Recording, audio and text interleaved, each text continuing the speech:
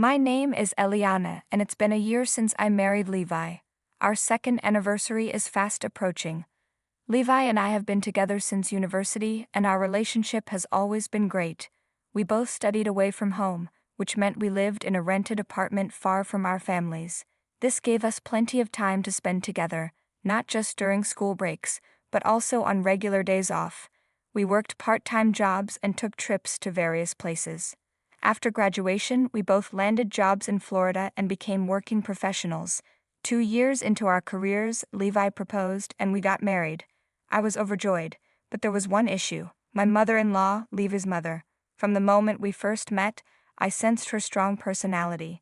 It happened when I visited his family's home after we had decided to get married. As we sat in a living room chatting, Levi's mom suddenly called out to him, "Levi, can you bring some tea and snacks?" Levi replied, "I'll make coffee too," and went into the kitchen. I was left alone with her and felt a bit nervous, unsure of what to say. Then she turned to me and asked, "So, Eliana, you and Levi met in college. That means you must be just as smart as him, right?" She looked at me closely, and I felt the pressure. Still, I didn't want to back down. "Yes, that's correct," I answered, even though Levi's academic performance far outshone mine. I tried to redirect the conversation by praising him. "Well, of course," she said, "it's only natural, isn't it? You don't seem very sharp, though." Then she laughed. What was her problem? I couldn't tell if she disliked me, but her attitude was definitely condescending. Still, I remained quiet, considering she was the mother of the person I loved, and it was our first meeting. Then she added, "You two will probably break up soon." Her words shocked me, leaving me speechless. When Levi came back, he asked, "What were you talking about?" "Nothing," his mother replied casually, "just asking about your relationship." The sudden shift in her demeanor made me uneasy, and I couldn't help but wonder what I had done wrong to make her act that way. From then on, my mother-in-law didn't make any more harsh comments in front of Levi, but kept saying that we would break up eventually. As our wedding day approached, I couldn't take the discomfort anymore, so I decided to tell Levi the truth. "Levi, I've been holding this in, but your mother has been telling me to break up with you since the very first time we met," I admitted. Levi looked shocked. "That can't be true.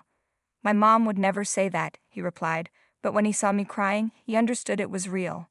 "I'm sorry for not noticing. I'll talk to her about this," he promised. The next day, Levi did just that. He called his mother and told her, "Don't ever say anything like that to Eliana again. My intention to marry her hasn't changed." After that, the remarks stopped, and we had a peaceful wedding surrounded by well-wishers. However, once we were married, we started avoiding visits to my in-laws as much as possible. Of course, there were family events we had to attend, but we tried to go only when necessary. Unfortunately, my mother-in-law began making snide remarks again, even when Levi was around. "How can you not do such simple things? Do you really think you're ready for marriage and starting a family?" she would say. She often demanded that I help with housework, but when I asked her what to do, she ignored me. If I attempted to help, she would snap, "I didn't ask you to do that. Figure it out." Every time she glared at me, I felt like crying, but I kept my composure for Levi's sake. Whenever she raised her voice, Levi would defend me. "Mom, cut it out. If you keep acting like this, we're leaving." His defense always made her quiet down, and that's how I managed to endure. Levi would often say, "You don't have to force yourself to go to my parents' house," but I wanted to make an effort to get along with my mother-in-law. I hoped that one day she would accept me, and for Levi's sake, I didn't want to make waves. I needed to prove myself as a daughter-in-law and build a better relationship, even if it was challenging. During our New Year's visit to my in-laws, Levi once again stood up for me, and that made me feel less worried about his mother. After we returned home, Levi apologized again. "I'm sorry, Eliana, for my mom's behavior. It's okay." "Thank you for always standing up for me, Levi," I said gratefully. Levi replied, "I'm going to take a bath." Afterward, we discussed our work schedules for the new year. He mentioned he might have more business trips coming up. Since he had traveled occasionally for work before, I didn't think much of it and simply said, "I see. It'll be tough, but you'll manage." But a few days later he said, "The business trip's been scheduled. It's next weekend." This came as a surprise since the trip had been arranged so suddenly. Levi explained that it was for a crucial deal, and I admired how dedicated he was to his job. I was also busy with my own work, so I didn't mind him being away. In fact, his commitment inspired me to keep pushing forward with my own career. I understand, I told him, but don't push yourself too hard. Thanks, he replied and went to the bathroom. As I picked up his shirt that had been left on the floor, I noticed something strange. There was a faint trace of lipstick on the chest area. My husband had been wearing the shirt, and in that moment, an uncomfortable feeling washed over me. I quickly threw it into the washing machine, trying to convince myself there was no way Levi would do something like that. Despite my efforts to push the thought away, I couldn't shake the feeling. I went back to the living room, trying to ignore the growing unease inside me. Then, almost as if on cue, his phone buzzed. It was sitting on the sofa, and despite knowing it was wrong, I couldn't resist checking the screen. What I saw was unsettling. It could have been a work call, but my mind kept racing toward the worst possibility, an affair. With that thought haunting me, I gathered the courage to answer. "Hello," I said. "Oh, why?" came the voice of a young woman before the call abruptly ended. If it had been a colleague, they wouldn't have hung up so suddenly. I felt something was off, and without hesitation, I started searching through his phone. I found numerous messages between him and someone, and their conversations made it clear they were more than friends. It seemed they were planning a trip together next weekend. When Levi later mentioned his business trip, it became clear. This wasn't a business trip, it was undoubtedly an affair. Surprisingly, I didn't feel anger or sadness, just an eerie calm as I copied the evidence, his conversations and photos from his phone, onto mine. I waited for him to finish his bath. I didn't cry or lash out, I just kept thinking about how things had come to this point.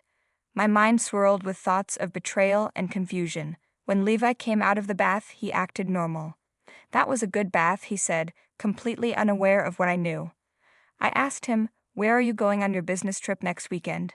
He didn't seem nervous at all, answering casually, "I'm going to. I'll bring you a souvenir." In that moment, it hit me. I see. Was this the kind of person who could lie so easily? I thought.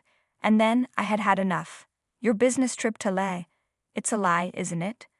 I said, my voice steady. "It was never about business, was it? She's just a young girl." "You lied about the business trip and are going on vacation instead," I added, my voice calm but firm. Levy's response surprised me. "Did you look at my phone without permission?" Instead of defending his actions, he lashed out at me. I stayed calm, explaining, "I answered the call because it seemed urgent. I thought it was from work." But when a woman answered and hung up, it felt suspicious. He tried to turn the blame back on me, saying, "It's terrible to look at someone's things without permission." That's when I realized I had lost all hope. He wasn't denying the affair. He was defending his actions and blaming me. That was the final straw. "I'm done. Let's divorce," I said, my voice resolute. Levy didn't say anything. "Why are you silent? You cheated, didn't you?" "Everything was fine until I found out. Do you really think I'm okay with this?" I pressed him. "Fine, we'll get a divorce. I'll do it for you," he said, his tone cold. In that moment, a deep, indescribable pain gripped my chest. It wasn't physical, but it hurt more than anything I'd ever felt. I fought back tears as I turned to walk away, but then Levi stopped me. "My mom's coming over tomorrow," he said. "What? Why? Your mother has nothing to do with this." I replied, confused. He walked past me, indifferent. "That's how it is," he muttered. Tears of anger and frustration began to flow. The pain of betrayal mixed with rage and sadness overwhelmed me. I didn't know what to do anymore. The next day, my mother-in-law arrived. I ignored her and sat in silence. "Eliana, you know about Bella, don't you?" she asked with a smirk. "Whatever. You know everything, don't you?" I snapped back. "How do you know about Bella?" I asked, demanding an answer. With a calm, unfazed expression, my mother-in-law revealed something I never expected. "I introduced Bella to Levi," she said matter-of-factly. I was stunned. "What?" Everything seemed to collapse around me. She continued, "Bella is a good girl from my yoga class. I don't need a daughter-in-law who's of no use." I glanced at my husband, but he didn't even look at me. He showed no concern. All of my anger bubbled up, and I said coldly, "I'm taking everything I bought with me." My mother-in-law laughed and responded, I don't need your dirty, used things.